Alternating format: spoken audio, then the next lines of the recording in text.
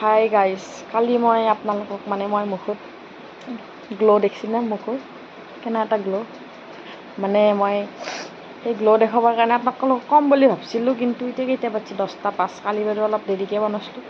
এই ক'বা ধৰাৰ লগে লগে চবৰে ঘৰত আকৌ জেঠী থাকে না। আমাৰ ঘৰতো আকৌ জেঠী আছে, জেঠী সম্পৰ্কত মোৰ তাই সম্পৰ্ক কি মোৰ ভণ্টি আৰু তাই, কিন্তু জেঠী আৰু এখন পিয়ৰ জেঠী। কালি এই ক'বা খোজাৰ লগে লগে টেপাতকৈ মাতটো দিছিল, সেইকাৰণে মই ক'ব নোৱাৰিলোঁ মই মুখত কি লগাইছোঁ। ইনষ্টাগ্ৰামত ৰিলচ পাই থাকোঁ না, তাতে চাই কিনে ময়ো অলপমান মুখত গ্ল' আনিবৰ কাৰণে ঘঁহিলোঁ। এল'ভেৰা জেল, তাৰপিছত ভিটামিন ই কেপচুল আৰু গোলাবৰি অলপমান মিক্স কৰি পেলাই এনেকৈ মুখত লগা কৰিছোঁ। অলপমান গ্ল' আহিছে কিজানি না।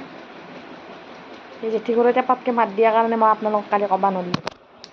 নহয় গাইজ, এইগিলা তাৰ লগত আজিও আহিলি না বগা সিটোক লৈ তাই বহুত লেবেল দি থাকে, সেইকাৰণে আৰু কৈছিলোঁ আৰু মই কালি তাইৰ মুখ নাচিকে তাইৰ সেইগিলা লগাই কিনে তাই সদায় সদায় সেইখন বাচনা চৰ্ব হৈ দিব লাগে ধৰি পেলাই।